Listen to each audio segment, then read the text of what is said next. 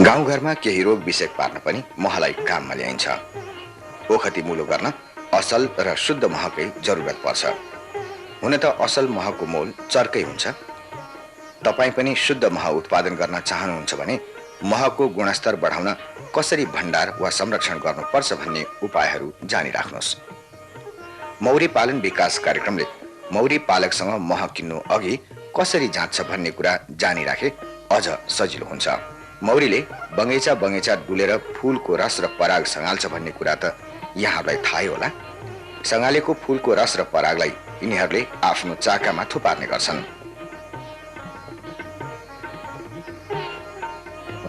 त्यसपछि फूलको रसमा भएको पानीलाई सुकाएर मह चाकामा भण्डार गर्छ।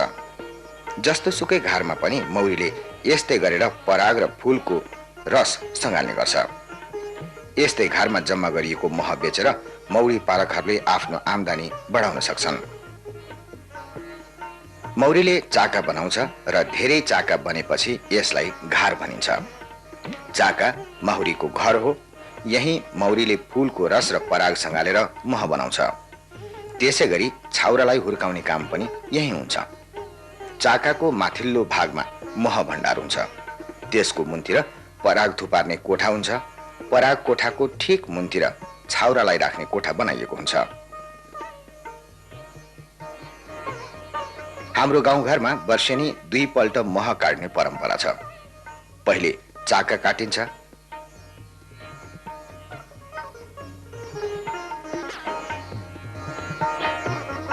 काटिएको चाकालाई हातले निचोरेर मह निकालिन्छ।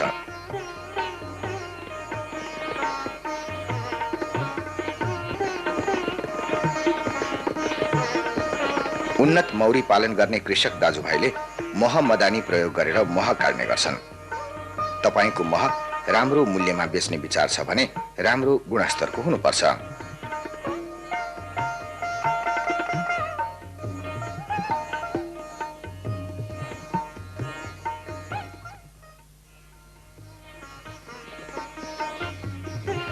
मौरी विकास कार्यक्रमको कार्यालयमा मह बेच्न वहाँ जस्तै थुप्रै मौरी पालक कृषक आउने गर्छन्। तपाईले पनि त्यही बेच्न सक्नुहुन्छ। त्यहाँका कर्मचारीले त्यत्तिकै कहाँ किन्छन् र? सबैभन्दा पहिले उनीहरूले तपाईले ल्याएको महको गुणस्तर कस्तो छ, राम्ररी छानेर सफा छ कि छैन भन्ने कुरा जाँच्छन्। तपाईलाई थाहा छ, असल महमा पानीको मात्रा धेरै हुनुहुन्न, चिनी मिसाइएको हुनुहुन्न, त्यस्तै महलाई उमालिएको हुनुहुन्न। किनभने मह उमाल्दा महका केही गुण हराउँछ। त्यसैले पानीको मात्रा धेरै भएको, चिनी मिसाइएको वा उमालिएको महलाई मौरी विकास कार्यक्रमको कार्यालयमा किनबेच गरिँदैन।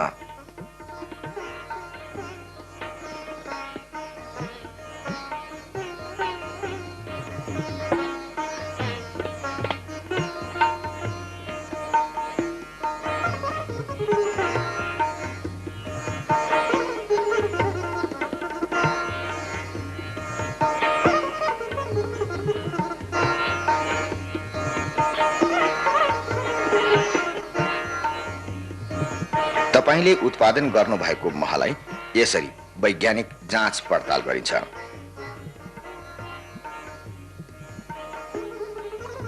पानी बढी भएको मह चाँडै ढुसी परेर बिग्रन सक्छ। त्यसैले जाँचकीले सबैभन्दा पहिले तपाईले बेच्न ल्याएको महमा पानीको मात्रा जाँच्छ। यो रिफ्र्याक्टोमिटर भन्ने वैज्ञानिक उपकरणले महमा भएको पानीको मात्रा तुरुन्त देखाउँछ। 100 भाग महमा 20 भाग भन्दा कम पानी छ भने मात्र महमा ढुसी पर्दैन र भण्डार गर्न सजिलो हुन्छ। हेर्नुहोस् त, त्यसमा 1 थोपा मह हाल्नासाथ पानी कति छ भन्ने देखाइहाल्यो। यसमा 19 भाग जति मात्र पानी रहेछ। ठिकै छ, यो मह ढुसी पर्दैन र भण्डार गर्न सजिलो हुन्छ।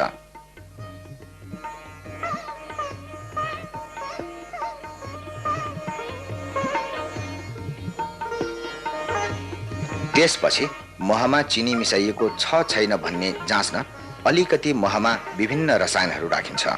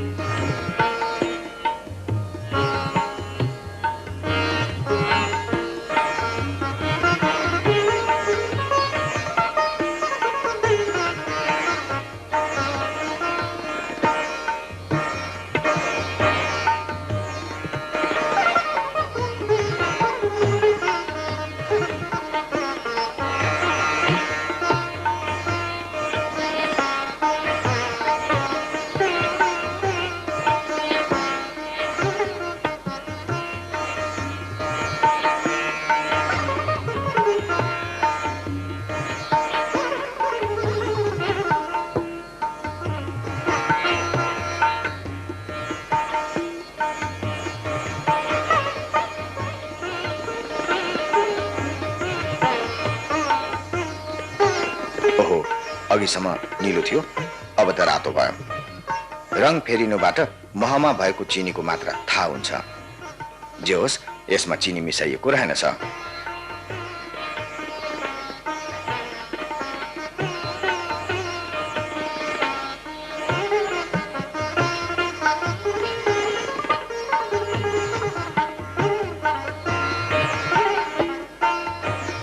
मह उमालिएको खण्डमा यसको गुणस्तर घट्छ।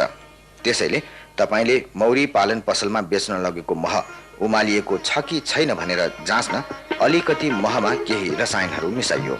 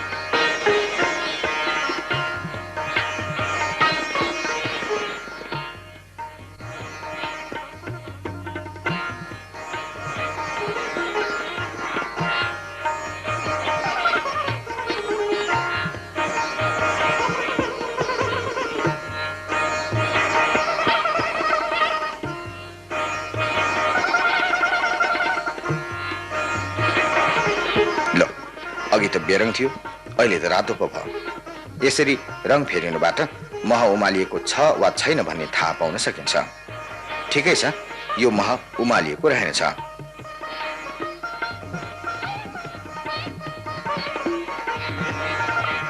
मह सफा छ, पानीको मात्रा कम छ, चिनी मिसाइएको छैन र उमालिएको होइन भने मौरी विकास कार्यक्रमले तपाईको मह किन्छ।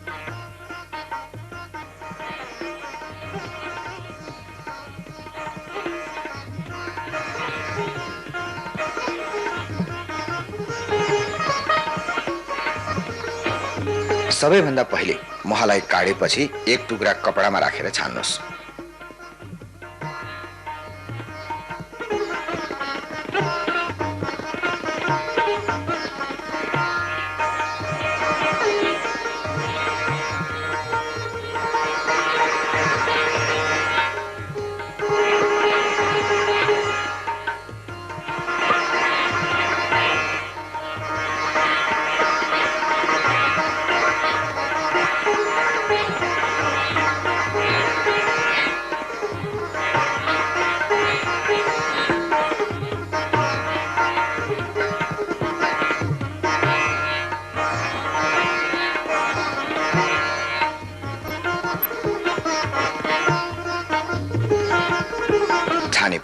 सफा शीशीमा मह खन्याउनुहोस्, तर पुराना र खिएका टिनको भाँडामा मह कहिले भण्डार गर्ने चेष्टा नगर्नुहोस्। त्यस्ता भाँडामा राखिएको मह गन्हाएर बिग्रन सक्छ।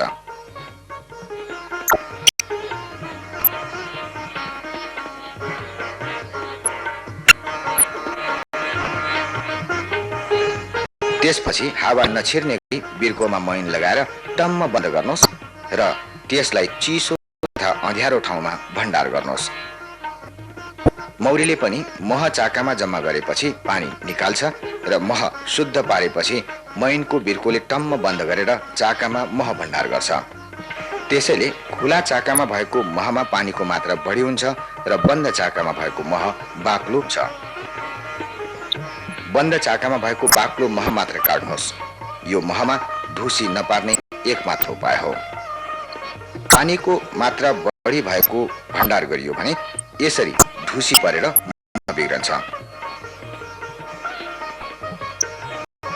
गाउँघरमा महमा भएको पानीको मात्रा घटाउन र ढुसी मार्न उमाल्ने चलन छ। यो महलाई कुहिनबाट बचाउने सजिलो उपाय हुन सक्छ।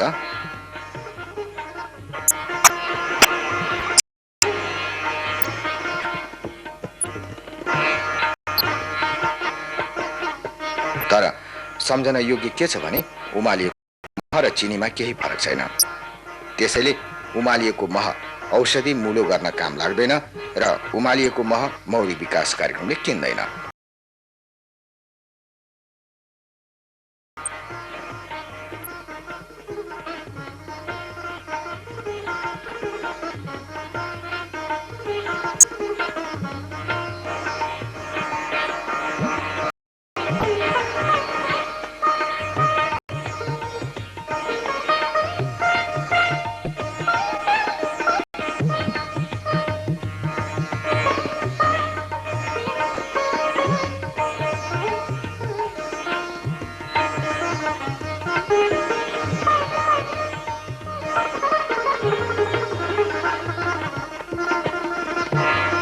मानिसहरूको विश्वास के छ भने जमेको महमा चिनी मिसाइएको हुन्छ, तर यो साँचो होइन। तोरीको फूलबाट बनेको मह चाँडो जम्छ भने अरू फूलबाट बनेका मह बिस्तारै धेरै समय लगाएर जम्छ। यसरी मह ढिलो वा चाँडो जम्छ नै। जमेको महलाई अलिकति तताएर फेरि झोल बनाउन सकिन्छ, तर यसो गर्दा होस पुर्याउनु भएन भने महको गुणस्तर घट्न सक्छ।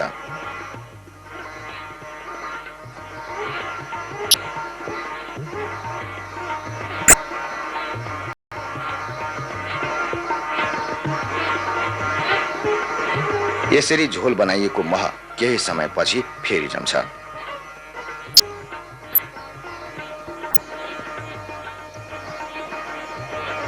केही धूर्त व्यापारीहरूले महमा चिनी मिसाएर सोझा मानिसहरूलाई ठग्ने गर्छन्। लौ हेर्नुहोस् त, यिनी पनि महमा चिनी मिसाउँदैछन्।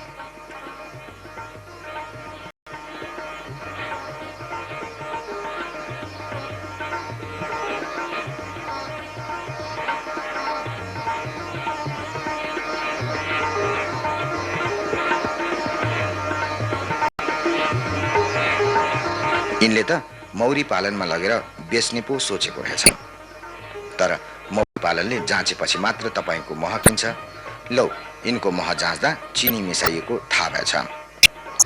हेर, मौरी विकास कार्यक्रमले यिनको मह किन्दैन र यिनी लुरु फर्कनु पर्नु छ। तपाईँ यसो नगर्नुहोस्, किनभने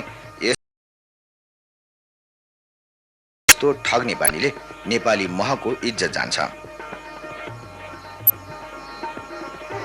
मह नउमाल्नुहोस् र ढुसी पर्नबाट जोगाउनुहोस्।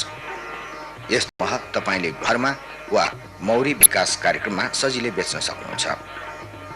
तपाईँले थाहा पाइहाल्नुभयो, मौरी विकास कार्यक्रमले मह किन्नु अघि तपाईँको महको जाँच पडताल गरेर असल छ भने मात्र किन्छ।